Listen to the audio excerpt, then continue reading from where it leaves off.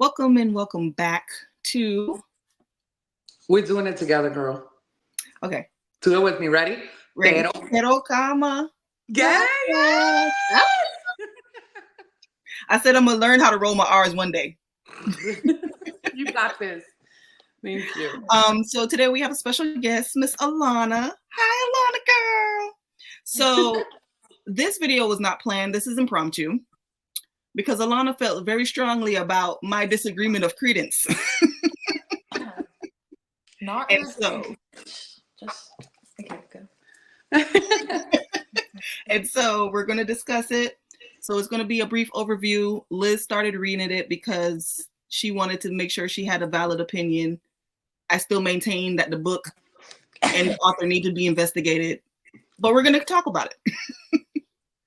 All right. So Miss Alana, baby, let's go ahead and start with why you think this is such a good read. Okay, hold on. I think it's a good read because it shows a lot of really, I don't know, I like reading books for like the WTF factor. Mm-hmm. Like the more crazy and just like plot turns that you never see, the more of those there are, the more likely I am to read a book. And this book has a lot of just really mind-boggling moments. There are a lot of things in this book that just make you stop and go, what am I reading? And I like that feeling. Exactly. What are you reading? Yes, yeah. Exactly. There are I don't know how many times I asked myself that question. Exactly. All that you know what played in my mind when I was reading this book? Yeah. You know what played in my mind when I was reading this book? You remember that one song, Liz? Someone please call 911. That's what played. I'm like, yo, these people. So we're gonna talk about what's their name? I don't even remember their name. Oh my god. Uncle and the cousin. Tiernan. I don't even know if I'm saying it right. Tiernan? Is that the one that can't speak? No, that's Caleb. Caleb. Who's Tiernan? Tiernan is the girl. She was talking about the Vanderbergs. We're going to be talking about the Vanderbergs in like Pluto. Oh. All right. So apparently I didn't explain it correctly. So Alana, my dear, if you would like to go ahead and re-explain the book for our patrons so they can understand. Okay. Basically this girl Tiernan, her parents are a filmmaker and a Hollywood starlet, and they end up taking their lives and leaving her alive. They end up killing themselves and leaving her alive. And so she is only 17 for a couple months, so she has to move in with her next of kin, which happens to be her dad's estranged stepbrother, Jake Vanderberg. I said he was his brother. It's a stepbrother, y'all. My bad. But and they're very estranged. Yeah, like they've never even. He did not. Growing, I think he was like 14 years age gap or something is what they said in the book. They did not like each other either. At all. I can see why, you little weirdo over here preying on people's children. Jake has an intention. Hannes definitely, he did some fuck shit. You haven't read that part yet. Hannes did. Who? Hannes, her dad, Hans. No, because I feel like I don't even know. I don't know. I feel like it's Hannes. Hannes. Okay. Hans, whatever. They're Dutch. Okay. Because Jake is Dutch too. Mm-hmm. Vanderberg. But yeah, she goes and she moves in with Jake and his two sons, Noah and Caleb. Noah is a very outgoing social butterfly kind of guy. He does motocross and he's really fucking good at it, and he's such a little cutie. And then Caleb is a wild mountain man guy, and he's scary. He had a traumatic event he can't talk because of a traumatic event that happened when he was 3. Does it explain what the traumatic event was? They do explain the traumatic event, but Mommy hasn't gotten there, so I didn't want to. But it is. So we're not going to discuss it? We can discuss it. You don't want spoilers, Liz? Oh, I don't care. I mean, I don't think I could get any more spoilers than I've already had. Yeah, you can. The book gets crazy. Basically, Crazier? I wouldn't say crazier, but there are more stuff. Basically, when Caleb was 4, he went into the car, him and his mom. I knew it had something to do with her. Yeah, him and his mom went somewhere, and his mom ends up going to, like, I'm pretty sure it's like a drug den. I can look up the back note. And so she was a druggie? Or she was selling? She goes, they live on top of a mountain, and she drove all the way to town to go to this drug dealer's house. And she left him in the car for 4 days. And for 4 days, little baby Caleb was strapped in his car seat screaming for help. And that is why he doesn't talk anymore, is because no one heard him talk then, so he feels like he shouldn't talk now. He's still a brat, but okay, I get it. And that's so sad. I get it. I get why he doesn't speak. That's not cool. I get that. Oh my God. What happened to the mom? She's in prison. Yeah, she's in That's jail. how I know you didn't get far in the book. Girl, I told you 20%. When I got to Caleb is the one that was left in the car. Yeah. Yeah. When I got to Caleb trying to do what he did when he first met her, I was like, I'm done. Okay. I get that. And I'm on your side. But do you understand why he's the way he is? I understand that. With that explanation, that makes sense. But also because you didn't continue reading the book, which I understand, to each his own, whatever, you learn a lot throughout, basically they live up on that mountain and they're like rock stars, and all the women in the town, they're like groupies. Yes, I picked up on that. I'm talking about, so he's just used to, and not that it's an excuse, because she should have freaking Noah? No, while we're talking about the incident in the garage, in the shop. Okay, yeah. That was uncalled for. Yes. Just so you know, we can't say just so you know, we can't say the R word, so just refer to it as the R word. Yeah. Grape. Right. Yeah. Right. No, I'm just joking. That was corny. I'm sorry. I did not like Caleb from the first moment. I don't care about his mama leaving him in the car. I don't care about none of the other shit. He learned to speak for this woman, and it did not change my opinion on him, because I don't care who you are. Noah did not have that reaction, and Noah gets more bitches than Caleb does. So I feel like if anyone is going to have that. If anyone is going to have that reaction, it should have been someone else, and you shouldn't have that reaction, period. It was very uncomfortable and gross. Yes, very. And I did not like it, and it really colored my opinion on him the whole book. Yes. And that's why I couldn't understand it. That's why when I was telling Liz, and I was like, and then he gets with her, and she gets with him. I'm like, what do you mean? But there are... No. I haven't gotten there yet. It colored my opinion, but I definitely see where a girl like Tiernan would get with. Caleb does things that no man will ever do for her. Not Jake, not Noah. Like, I don't want to spoil like what? Give me an example. Okay, wait. Maybe we don't have to spoil it, because I've gotten to a part where he's very attentive. Very attentive to her. He's very soft. Okay, so she has night terrors. Yes, I just got to that point. So she has night terrors, and they're really bad. She's screaming. She's all this stuff. So I just found out, because the dad goes off to go fishing in the mountains, because they're already snowed in. They're snowed in for months. And the dad goes up to the mountains to this little cabin they have to go fishing, to get fish for them or whatever. And while he's gone, she has a night terror. And Noah sleeps in the room next to her. And he's like, and at this point, he's like thinking about her because he's being dirty. And he hears her crying. He's like, oh my God, what is that? And so when he goes to check, Caleb's also coming down. And I'm sorry, but I love that shit. I love that. Like, that's Tarzan. But do you know what it means? Like, he has it, right? It means that's mine in sign language. He does what now? He hits Caleb, when he's talking about Tiernan, I think it's like the first or second time he meets her, Noah goes up to her and he hits his chest twice like that, and in sign language it means mine. He's claiming her. Like, no one can go by her. Like a caveman. No, Caleb is a mountain man. Like, he has out of all of them, Caleb has the least socialization, and it shows a lot in his behavior. Like, it showed off of that first scene. I was like, oh, hell no. Yeah. Oh, yeah. But Caleb also has bad social. Yeah, okay, let me finish this. Let me finish this, because then we're going to go on to her.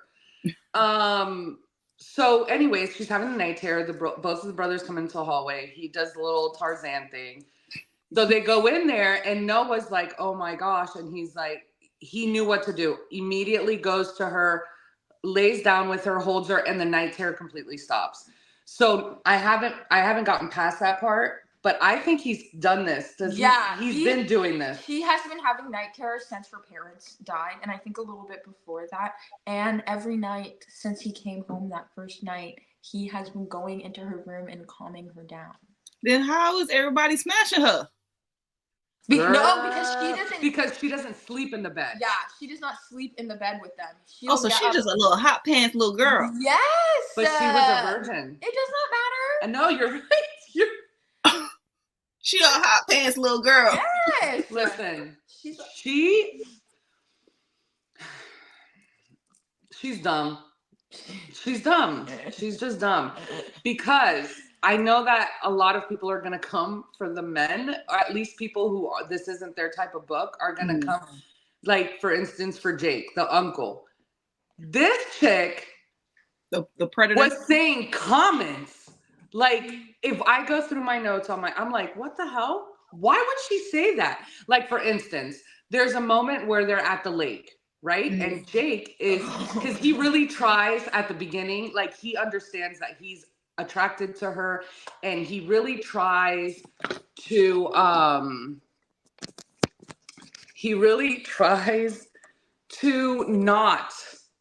not at first not be a creep, but it doesn't work. He's a creep. Ugh. Anyway, and at the lake, he's teaching her how to fish, and then he's like, oh yeah, there's a cave over there, but you don't basically don't want to go by yourself. You want to be safe, because there's things that happen in that cave that kids do, hinting towards sexual things or whatever. Mm-hmm. And she's like, well, why don't you take me to the cave?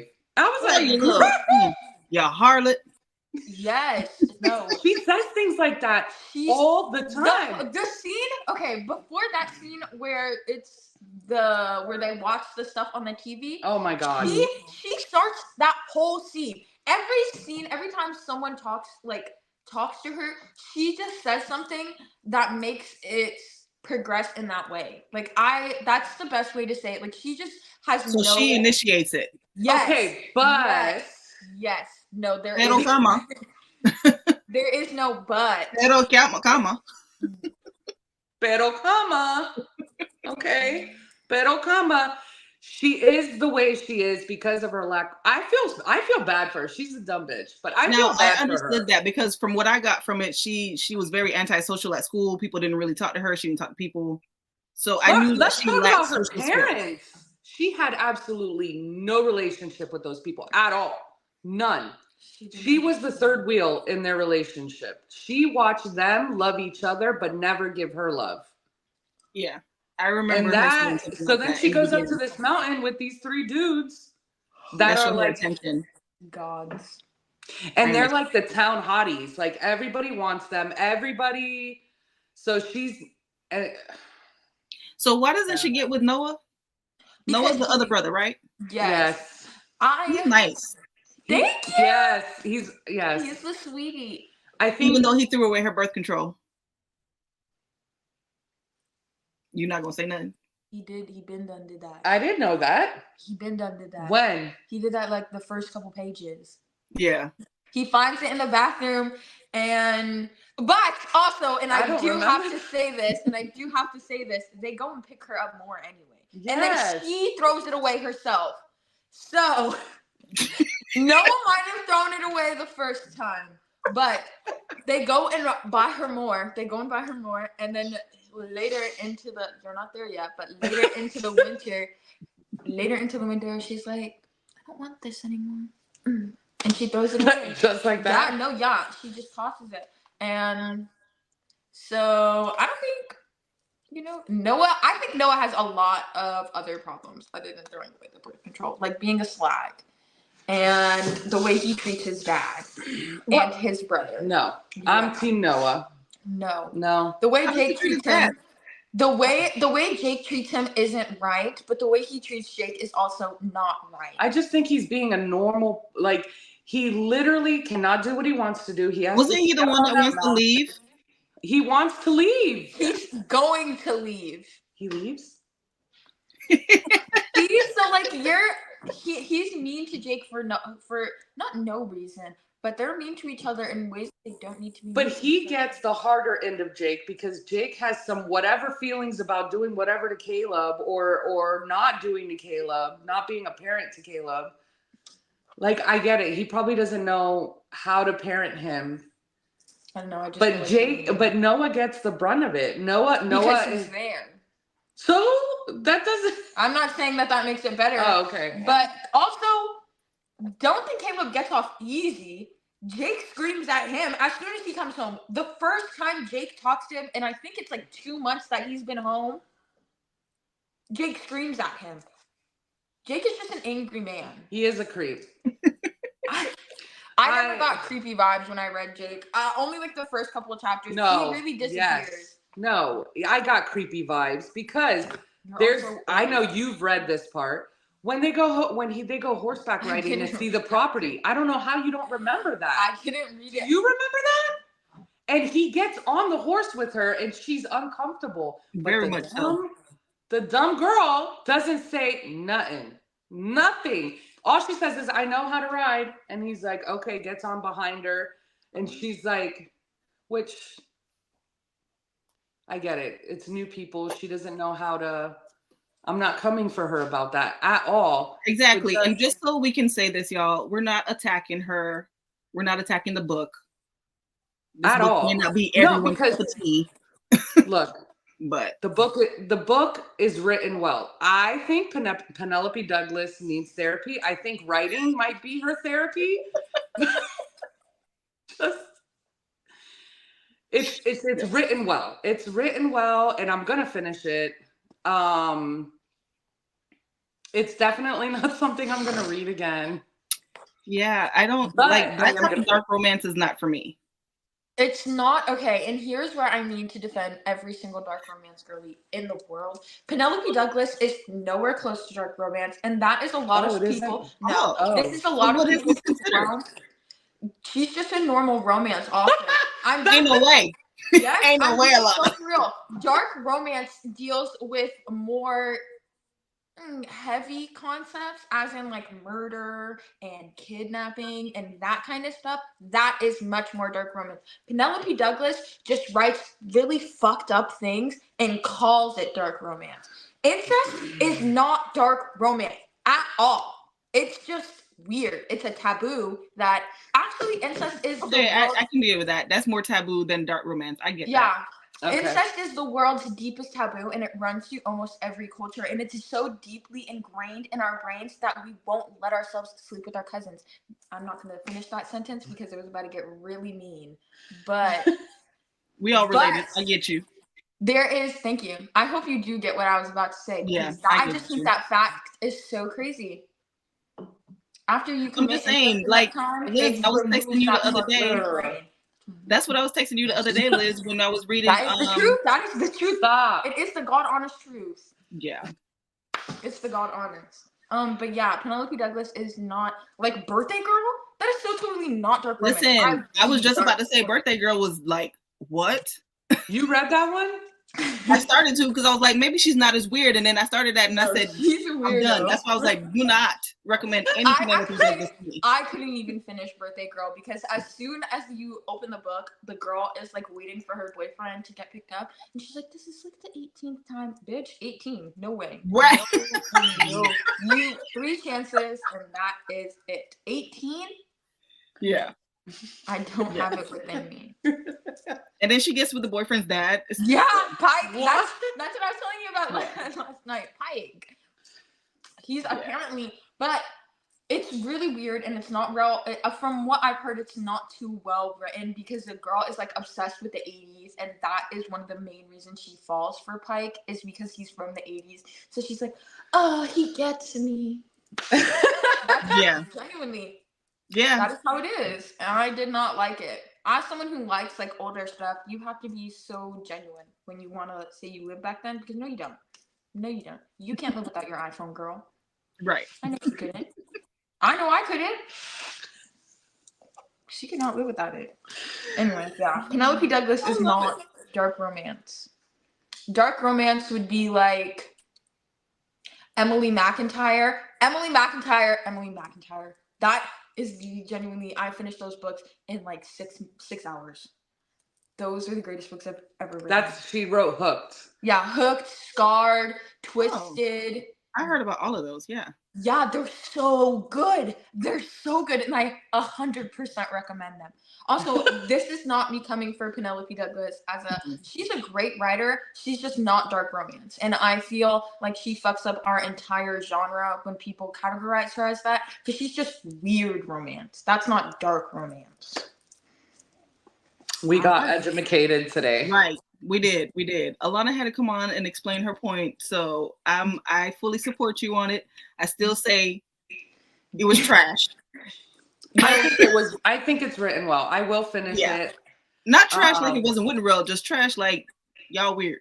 It is a WTF read though. Like, yeah. I don't know how many times I sat there and I'm like, listen, Alana. Listen, I promise you, I was reading the book and I was sitting beside Mike. Mike is my husband, y'all. I was sitting beside Mike and I was like, babe. And he's like, are you going to say that or are you just going to keep saying babe? And I'm like, babe, no. You don't understand. So I'm so conflicted. And then when I got to that point, I was like, okay, I'm done. I'm not reading this anymore. But yeah. I'm pushing through. Normally, I would have been done by now. The beginning, it took me a little bit. The beginning is really hard to read. She starts, like, I just feel like she could have eased her way into them dying. She didn't need to start the book immediately with one of the most traumatic events in the book. But that is what leads her to live in the mountains. But she does that a lot. Like, a lot of, I've read 3 Penelope Douglas books. I've read Punk 57. It was pretty good. It was okay. I don't agree with a lot of the creative decisions made in that book either. Mm-hmm. But that is just from, I just like Misha, and I feel like he should have got a little bit better. I did not like the girl either. She was really stupid. She just has a hard time writing, decent female main characters, because Mason, that's the girl in Punk 57, she was so obnoxious. She was just like Karen, actually, like really rich and just didn't know how the world works. Yes. So maybe that's how Penelope Douglas feels. I don't know how she came from, but there is a common denominator amongst your female main characters. Also, I feel like the girl in Birthday Girl was kind of like that too. She just didn't really know how the world works. So maybe, But Punk 57, yeah. Punk 57 was really good. She is a great writer. She just is odd. She's so odd. Okay. I agree. Because it is, I like the book. I mean, I like the writing. I don't know how to say it. I won't read it again. But I will read another one of her books. So it is on Kindle Unlimited, you guys. So if you guys want to check it out, do all of that good stuff. Kindle read at your own risk. Yes. Be prepared to be fully prepared. I would very much recommend going on like triggerwarning.com and looking up the trigger warnings before. I didn't even know that was a thing. So shout out to Alana. Triggerwarning.com. Guys, maybe it's just because of how much dark rom I read, but you really should look up every trigger warning before you read a book, because there are some really bad books out there. They put some crazy shit out there. So yeah, always look up your trigger warnings. Let me put that down. Usually they have them. Shit, Alana. Yeah, Mommy.